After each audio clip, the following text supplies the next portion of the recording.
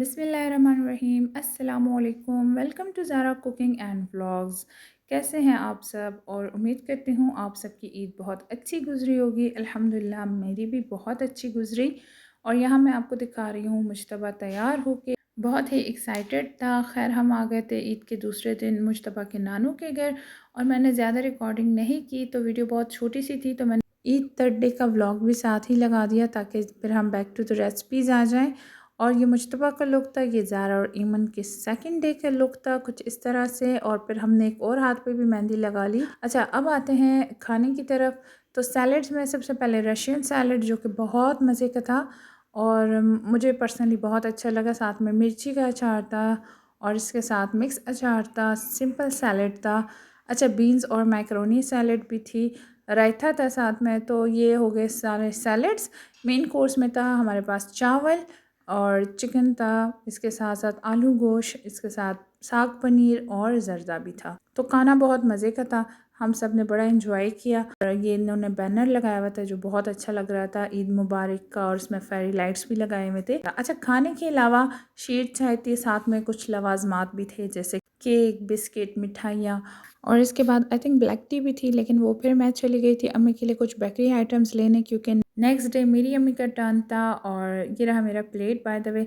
अच्छा, ऐसा है ना कि मेरे माशाल्लाह से 5 चाचू हैं, लेकिन 3 चाचू जो है इन ईद के तीनों दिन वही खाना बनाते हैं और उन्हीं के घर से सर्व होता है सबको, हुजरे को भी और घर में जितने भी गेस्ट आए होते हैं सबको। तो फर्स्ट डे के जो चाचू का मेरा व्लॉग था वो तो मैं नहीं अपलोड कर सकी क्योंकि मैं थी ही नहीं, मैं घर पे थी। एंड सेकंड डे का मैं आपको दिखा चुकी हूँ। एंड फाइनली अब थर्ड डे भी आ चुका है, तो थर्ड डे का मैं आपको दिखाऊंगी। और ये बाकायदा आपस में बैठ के डिसाइड करते हैं कि किसने कौन सा मेन्यू लेना है। तो एक तो ये बात होगी। और वैसे कहने को तो मैं आपको पूरा जो है व्लॉग 2-3 घंटों का दे दूं, लेकिन उसमें से जो प्राइवेसी होती है और कुछ कटिंग वगैरह करके ना, फिर मेरे पास 5 से 6 मिनट का व्लॉग ही बच रहा है, क्योंकि मैं बच्चे भी नहीं दिखा सकती, मैं बड़े भी नहीं दिखा सकती। बस मैं अपना जो है कंटेंट दिखाती हूँ जो कि खाने से रिलेटेड है, तो मैं आपको जस्ट खाना ही दिखा देती हूँ। तो इसलिए मेरा व्लॉग बहुत छोटा बन जाता है। ऐसा नहीं कि हम कोई इंजॉय नहीं करते, हमारे यहाँ बड़े अलग से इंजॉय कर रहे होते हैं, और जो हमारे बच्चे होते हैं ना वो अलग से अपने ही माशाल्लाह से कज़न्स में ज्वाइन होके, क्योंकि हम सिर्फ बहन भाई के बच्चे नहीं होते, हम सारे कज़न्स के बच्चे एक साथ हो जाते हैं, तो माशाल्लाह पूरा एक गैंग बन जाता है। तो अच्छे से वो इंजॉय करते हैं। और या मैं वैसे ही किसी काम से बाहर आई, मैंने देखा गार्डन में मेरी बहन का बेटा और मुझे सब आपस में इतने अच्छे मज़े से खेल रहे थे। हेल्पर का बेटा भी था साथ में, और मैं उसको कह रही थी कि आपने वाइट शलवार पहनी है, आप इस तरह से ना बैठें ग्रास में, आपको जो है ना आपकी शलवार गंदी हो जाएगी, सारा ग्रीन कलर लग जाता है। लेकिन उसने कहा नहीं मैं तो खेलूंगा। मैंने कहा चले आप खेलें, एंजॉय करें। थोड़ा सा मैंने इनकी भी फ़ोटो शूट करवा ली। मैंने कहा चले आ जाए आप लोगों की फ़ोटोशूट मैं करवा लूँ। और ये मेरा नेक्स्ट जो है सिस्टर का बेटा आ गया था, और स्टार्ट में आप फैमिली पिक्चर देख चुके हैं। अच्छा, चूँकि अम्मी के घर का खाना है तो वो मैं आपको ज़रा किचन का अंदर का हाल भी, जो डर्टी किचन है वो दिखा देती हूँ। चिकन अम्मी ने घर पे बनाया था, बिरयानी बाहर से आई थी, और इसके साथ साथ जो मटर का सालन था, मटर गोश्त, ये भी बाहर से ही इन्होंने मंगवाया था। 2 चीज़ें आई थिंक बाहर से आई हैं, बाकी सारी घर पे बनी हुई है।